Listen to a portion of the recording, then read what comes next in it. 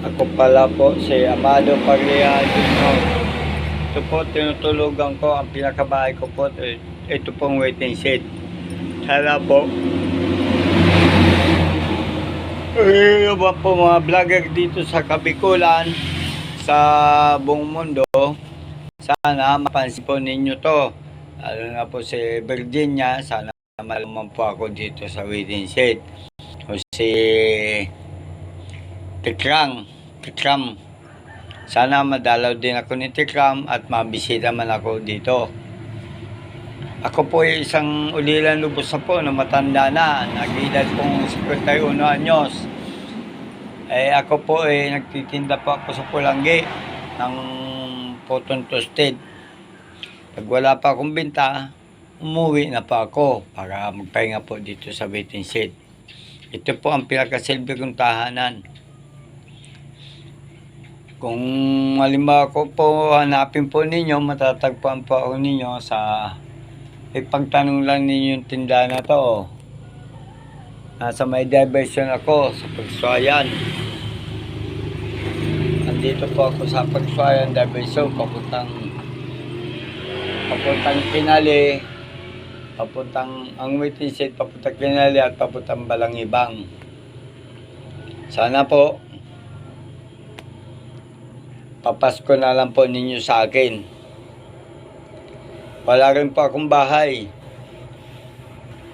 Kahit ipagtanong-tanong ninyo kung may bahay ako, sabi sa inyo wala.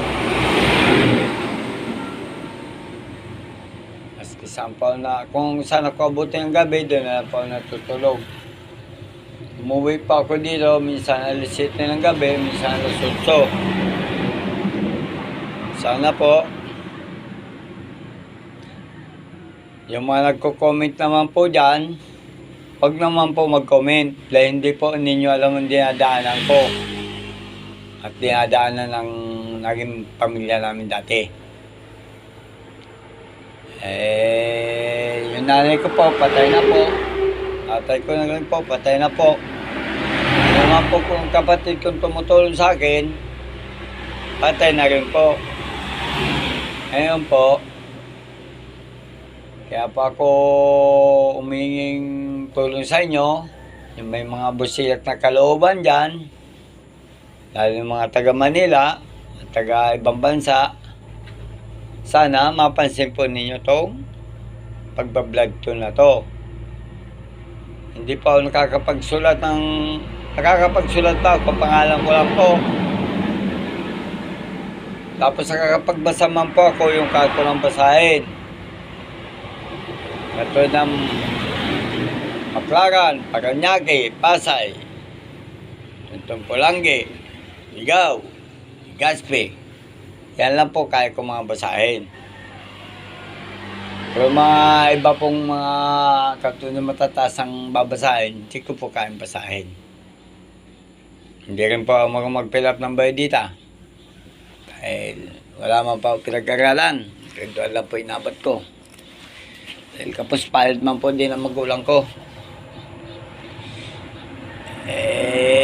Naghirap din po kami. Kahit naghirap din po sila hanggang noon. Hanggang ngayon na wala na. Kaya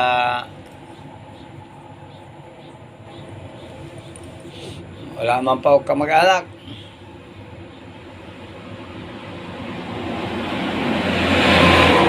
Kamag-anak man po ako. Sila po ay mga matapobre, side ng nanay ko. Saka sana po, gusto ko din sana po, na makilala din po ako nung kamag-anak ko doon sa Sorsogon. May kamag-anak po ako sa Sorsogon, side ng tatay ko, sana mapansin din po nila. At hindi man po ako nila kinikilala, kamag-anak, dahil wala pa akong kapanganakan. And nung ako po daw ay sinilang, hindi naman daw po naipasok sa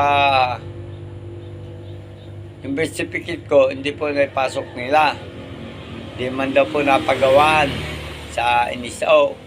Kaya ako po'y hindi nakapag-aral.